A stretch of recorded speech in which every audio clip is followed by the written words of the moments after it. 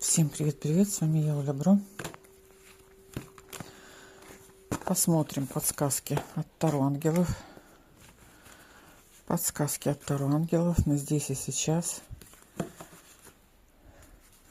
Подсказочки, о чем они нам хотят сказать. Свобода. Больше доверяйте происходящему, больше верьте. Больше цените себя. Здесь больше внимания направить на себя, на здесь и сейчас.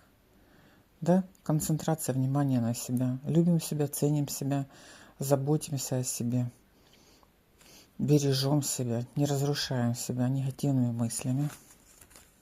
Верим в происходящее, верим в уроки. Верим в уроки.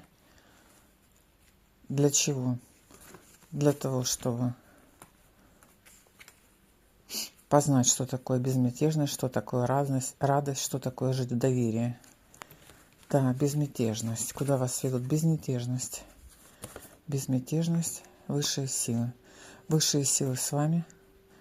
Они вам передают послание, верить, доверять происходящему, рассматривать происходящее как уроки. Как уроки.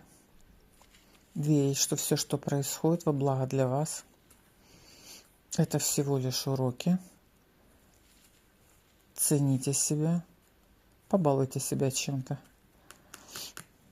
Карта безмятежность говорит, побалуйте себя, отдохните на природе. Да? Обратите внимание на себя, принимайте.